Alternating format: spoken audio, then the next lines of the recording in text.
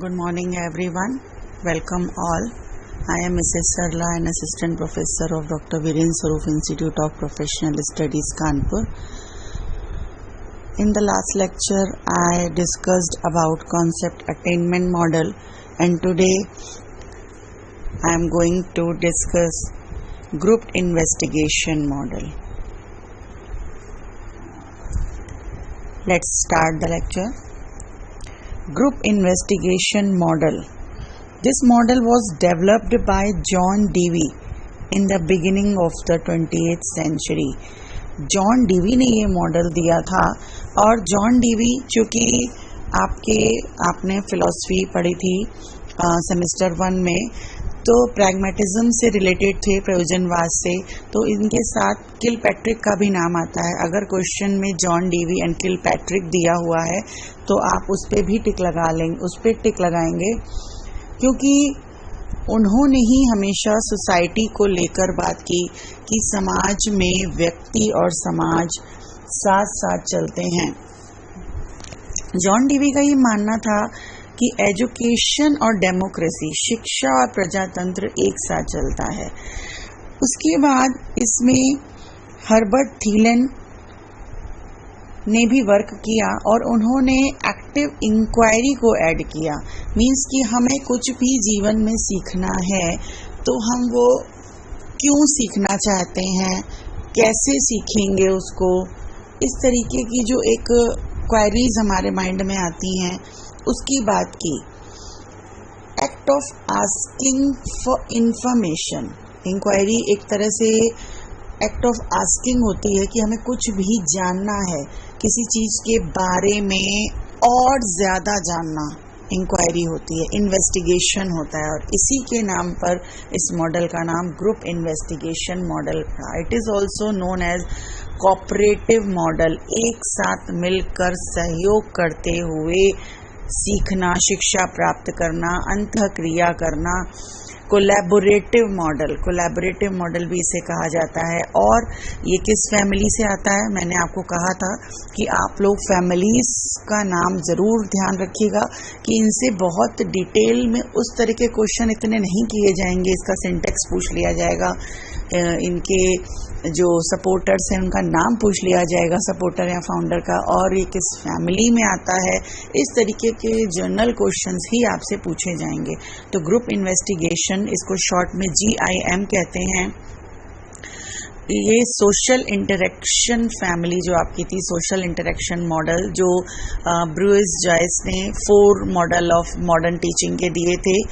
आपका एक information processing, social interaction, personal and behaviour modification. तो सोशल इंटरेक्शन मॉडल से आता है, ध्यान रखिएगा इसको खास करके. किस पर बेस्ड है ये मॉडल, अब देख लेते हैं.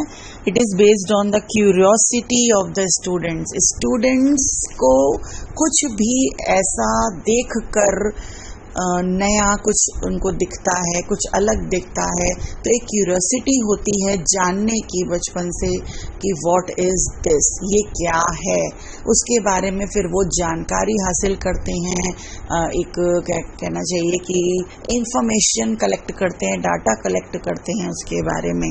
और क्यूरियोसिटी को ही हर्बर्ट थीलन ने इंक्वायरी का नाम एक तरीके से दिया कि एक्टिव इंक्वायरी की जाती है कुछ भी अगर हम ऐसा कुछ देखते हैं, यानी कि act of asking for information, एक तरह से किसी चीज़ को इन्वेस्टिगेट करना.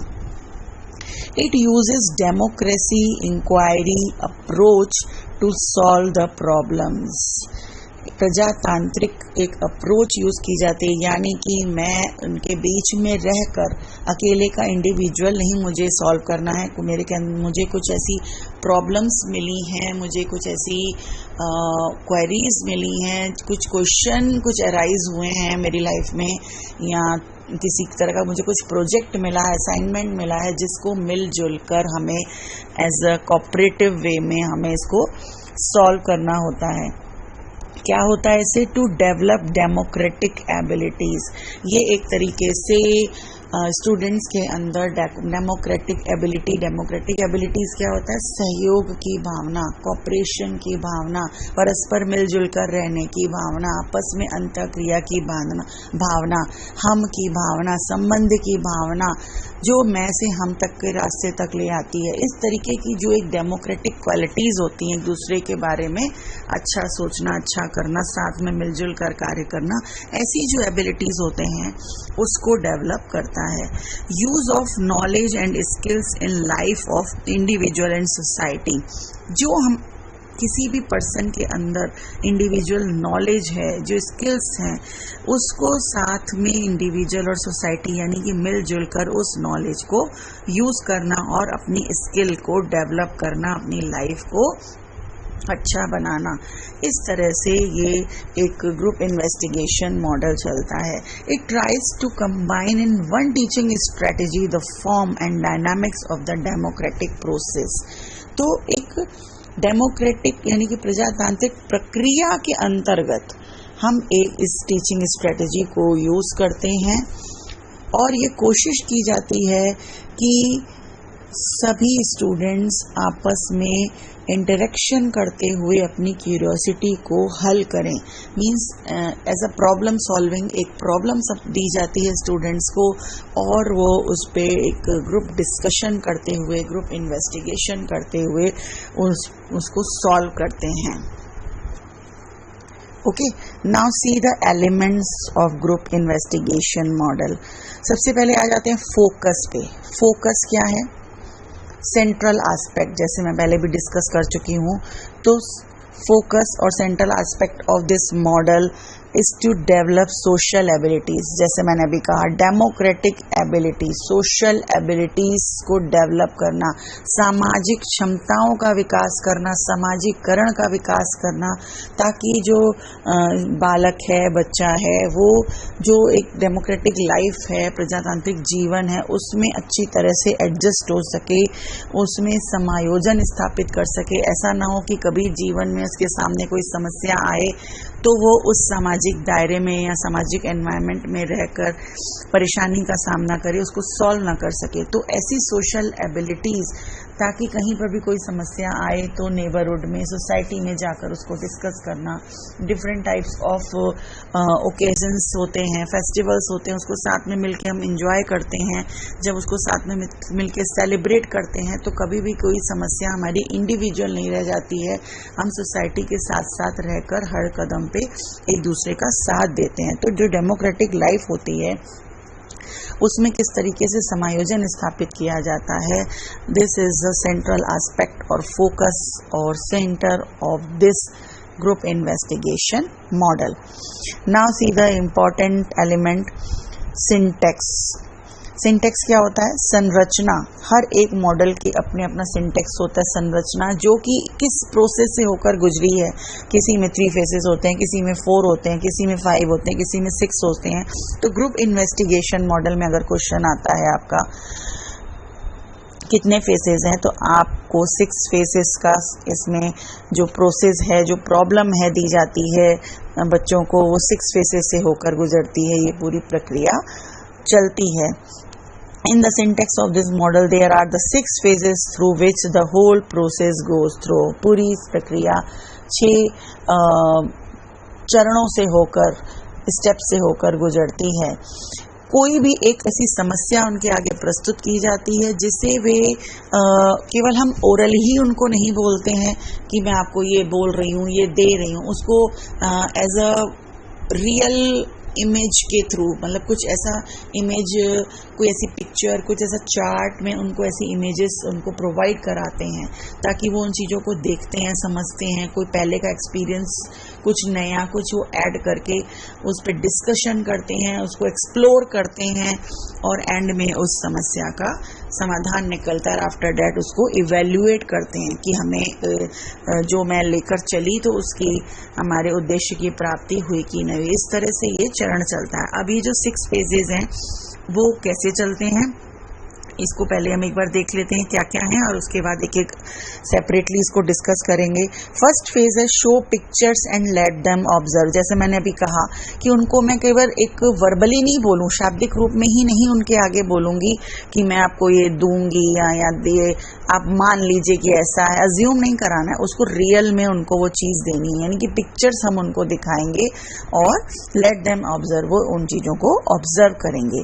सेकेंड फेज इसका आता है explore reactions to the situation, यानी कि जो भी चीज़ें उनको दी गई, जो इमेजेस दी गई या कुछ उनको कोई रिटन फॉर्म में दिया गया, उसको उनको एक्सप्लोर करना है जाकर। और जो भी थर्ड फेज में आएगा कि जो उन्होंने स्टडी की, जो टास्क दिया गया, उसमें जो उनको असाइनमेंट दिया गया या जो प्रोजेक्ट दिया गया, तो उसमें अब इनको ग्रुप बना के उनकी स्टडी करवाएंगे। एंड आफ्टर डैट जो इंडिपेंडेंट एंड ग्रुप स्टडी वो करेंगे, उसको टीचर एक रिटन फॉर्म में लिखेगा कि उसने क्या क्या देखा, क्या क्या चल रहा है। नेक्स्ट आ जाता है स्टूडेंट एनालाइज प्रोग्रेस, कि कितनी प्रोग्रेस उन्होंने की है, क्या काम हो रहा है, कहाँ पर अभी तक पहुँचे हैं, उनकी प्रोसेस सही चल रही है कि नहीं चल रही है। टीचर टाइम टू टाइम इन चीज़ों को देखेगा। लास्ट आ जाती है रिसाइकिल एक्टिविटी, मीन्स जब कोई भी उनकी क्वायरीज निकली हैं और सबके आंसर्स नहीं मिले हैं, शांत नहीं हुई है क्यूरोसिटी उनकी क्वायरीज नहीं कंप्लीट हुई हैं, तो फिर ये एक्टिविटी रिसाइकल होती है। तो 6 फेजेस से होकर ये प्रक्रिया गुजरती है। अब देख लेते हैं सेपरेटली इसको। फर्स्ट फेज में क्या आता है, select the pictures carefully that provoke curiosity among students। कुछ ऐसी पिक्चर्स सिलेक्ट करनी है, कुछ ऐसी इमेजेस हमें सिलेक्ट करनी है जो बच्चों को दिखानी है, और ऐसा करना है कि जिससे वो मीन्स उसके अंदर क्यूरोसिटी जागे, इंटरेस्ट जागे कि मैं इसको एक्सप्लोर करूं, ढूंढूं उसके बारे में। जैसे कि बीइंग अ टीचर, अगर मैं आपको कोई प्रोजेक्ट दूं तो मैंने दे दिया, जैसे आईसीटी आपका सब्जेक्ट चल रहा है, इसी पे पढ़ाई चल रही है, तो मैंने different type of web resources आपको दे दिए कि ये नेविगेशन है, बुक मार्किंग है, ये वैल्यूशन है, इस पे आपको एक्सप्लोर करना है। डिफरेंट टाइप ऑफ नेटवर्क्स हैं, लैन मैन वैन, उससे रिलेटेड आपको कुछ दे दिया आपने, उस पर आईसीटी डिफरेंट टाइप के रिसोर्सेज हैं या कुछ सोशल मीडियाज हैं डिफरेंट टाइप के, तो जो जिनकी इमेजेस मैंने आपको प्रोवाइड करा दी, नाम प्रोवाइड करा दिया, तो आपके अंदर क्यूरोसिटी जागेगी कि ये तो मुझे आता है, इसके बारे में कुछ नॉलेज है, जिसके बारे में नॉलेज नहीं है उसको डिफरेंट टाइप ऑफ हार्डवेयर्स मैंने दे दिए। तो इस तरीके से I will use different kind of images that will generate curiosity among the students। बच्चों के आगे एक जनरल क्यूरियोसिटी एक मतलब उनके आगे आएगी, वो क्वायरीज आएंगी, उसको ढूंढने का वो प्रयास करेंगे। ठीक है।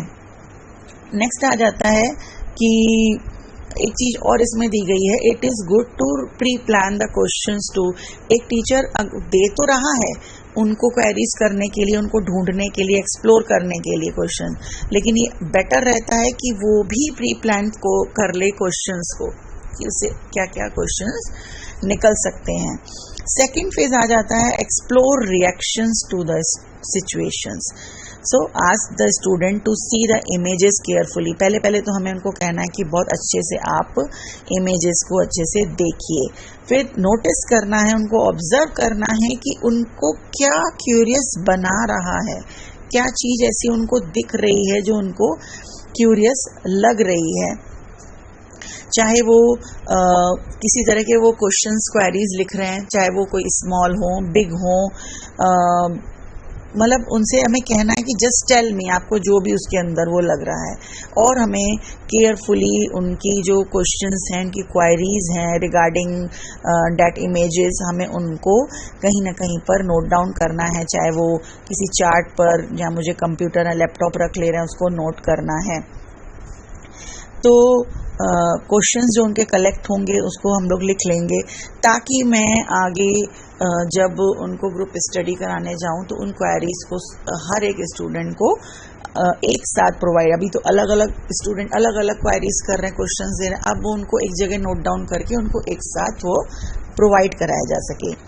नेक्स्ट आ जाता है phase 3, students formulate study task and organise for study. Formulate करता है, अब इस वाले में इसमें हम क्या करते हैं कि स्टूडेंट्स को अब ग्रुप्स में डिवाइड कर देंगे। हम ग्रुप्स में किस तरीके से डिवाइड करेंगे कि 2 से 6 मेंबर्स लगभग होने चाहिए कि ग्रुप में, और उनको ये टास्क दे दिया जाएगा कि आपको ये कुछ क्वायरीज हैं और इनको आपको इसके बारे में पूरा इंफॉर्मेशन कलेक्ट करनी है, डाटा कलेक्ट करने हैं। You have to solve this the answers of these questions. और इसके साथ ग्रुप्स जब मैंने बनवा दिए, उनको प्रॉब्लम्स दे दी, उनको असाइनमेंट दे दिया, अब मैं ये भी कर सकती हूँ कि उनको कुछ बेसिक रूल समझा दिए, क्योंकि ग्रुप में रहकर केवल क्वायरीज ही नहीं सॉल्व करनी है, उनकी बहुत सी स्किल्स भी डेवलप होती हैं। जैसे हमें उनको समझा दिया कि अब आपका 5 मेंबर्स का जैसे ग्रुप है या 4 मेंबर्स का ग्रुप है, so you respect each other, share the material. आपको एक को अगर 6 में मटेरियल दिया गया है या 4 पर्सन्स में एक को दिया गया तो आपस में उसको शेयर करिए। Right the answers of the questions. You can use resources, means library जा सकते हैं, कोई ICT टूल यूज़ कर सकते हैं, कंप्यूटर यूज़ कर सकते हैं, फ़ोन यूज़ कर सकते हैं, टैबलेट यूज़ कर सकते हैं। तो so the teacher can facilitate when required, जब भी उनको ज़रूरत है तो teacher as a guide, as a counsellor उसको हर चीज़ की फैसिलिटी प्रोवाइड करने के लिए खड़ा रहेगा। और हम एक टाइमर भी सेट कर सकते हैं कि वो एक क्वेश्चन को कितने टाइम में सॉल्व कर रहे हैं, 25 मिनट्स ले रहे हैं, 30 मिनट्स ले रहे हैं, तो वो किस तरीके से उसका सॉल्व करने का उसको प्रयास कर रहे हैं। तो ग्रुप में रह के किस तरीके से टास्क को करना है ये हमें सिखाना है। उनको सारे क्वेश्चंस का बंच दे दिया, नाउ वी से वी लेट देम सॉल्व, सब आप लोग सॉल्व करिए। नेक्स्ट आ जाता है phase 4, independent and group study. Started writing the answers of different groups bye teacher. इसका क्या मतलब है कि अब जो टीचर है वो जो उनके डिफरेंट ग्रुप्स के अलग अलग जो क्वेरीज को जो उन्होंने सॉल्व किए, आंसर्स लिखा है, उसको नोट करना स्टार्ट कर देगा। मीन्स ऐसा नहीं कि अगर किसी क्वेश्चन का आंसर नहीं दिया है तो कोई ऐसी कोई परेशानी वाली बात है, कोई कॉन्फ्लिक्ट वाली बात है, there is no issue if there is no answer. तो रॉन्ग आंसर कोई काट भी सकते हैं, या नो आंसर कोई ऐसा इशू नहीं है। जो नहीं है कोई बात नहीं, और जो है उसको टिक लगाते हुए जाना है। Next one is phase 5, students analyse progress and process.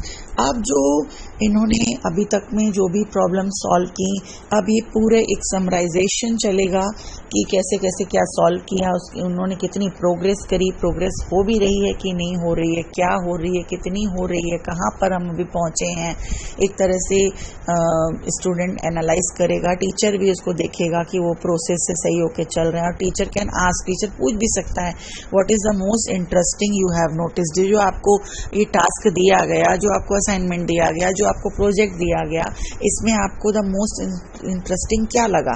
और अगर कुछ छूट भी गया है तो उसमें भी कोई पैनिक होने की ज़रूरत नहीं है, कोई टेंशन लेने की ज़रूरत नहीं है कि आपको किसी चीज़ का आंसर नहीं मिला या कोई क्वेरीज आपकी शांत नहीं हुई है, तो उसके लिए कोई भी दिक्कत नहीं होनी चाहिए। एक तरह का एक समराइजेशन है, सारी चीज़ें मतलब क्या क्या इम्पोर्टेंट लगी, क्या उनको अंडरलाइन किया गया, क्या इंटरेस्टिंग नोट किया गया, इस तरह से ऐसा ये जो भी इनको इम्पोर्टेंट लगा।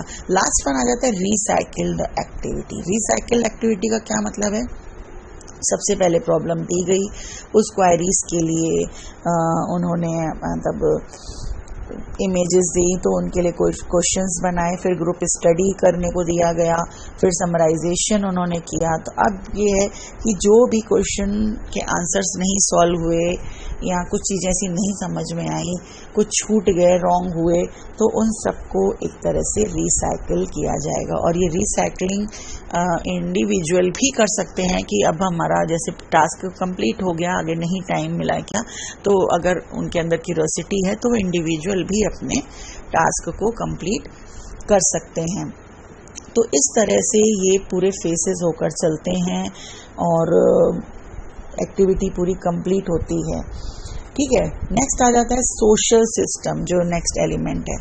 The social system of this model is very democratic, बहुत ही ज़्यादा प्रजातांत्रिक होता है। टीचर एंड स्टूडेंट्स की एक्टिव, दोनों ही हर टाइम एक्टिव रहते हैं, क्योंकि टीचर को कब स्टूडेंट्स को किसी भी चीज़ की रिक्वायरमेंट हो, कोई नीड हो, टीचर को हेल्प करने की ज़रूरत हो, तो वो भी हर टाइम एक्टिव रहता है। Student is given freedom to learn, उसे पूरी फ्रीडम दी जाती है, उसको टास्क दे दिया जाता है, आप एक्सप्लोर करो, आपको किसी चीज़ की नीड है तो आप मांग सकते हो, पूछ सकते हो, डिमांड कर सकते हो, लेकिन आप हर तरह से फ्री हो। The teacher becomes a guide, एक तरह से गाइड और काउंसलर का रोल निभाता है, साइड से हर चीज़ को उसको इंस्ट्रक्शन देते हुए गाइड करता है, कहीं भी हेल्प की नीड है उसको हेल्प करता है। After that the support system, support system क्या है?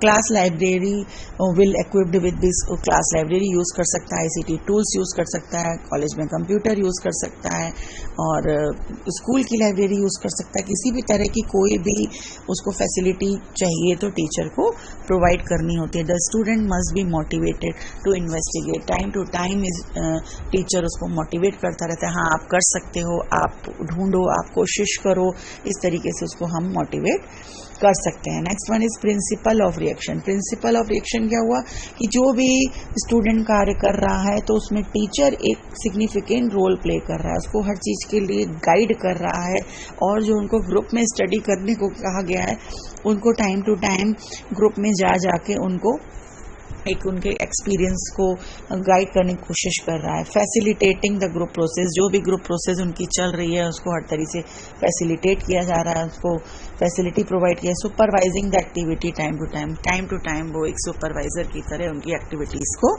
देख रहा है, नोट कर रहा है। ठीक है, the last one is the application. Application क्या है? जब भी कोई चीज़ बनती है अगर वो इम्प्लीमेंटेशन में नहीं है, एप्लीकेशन में नहीं है, उसकी उपयोगिता नहीं है, तो वो हमारे लिए एक कहना चाहिए कि यूजलेस साबित मानी जाती है। तो इसमें इस ग्रुप की क्या एप्लीकेशन है, कहाँ कहाँ इसकी उपयोगिता है, ये हम देख लेते हैं। To make investigate, to make investigate means हम बच्चों को इन्वेस्टिगेशन करने की उनकी क्षमता को बढ़ाते हैं, किस तरीके से वो चीज़ों को एक्सप्लोर कर सकते हैं, इन्वेस्टिगेट कर सकते हैं, ये हम इस मॉडल के थ्रू सीख सकते हैं। To increase the level of participation, level of participation क्या है? एक तरह से भागीदारी करना और स्टूडेंट्स के साथ।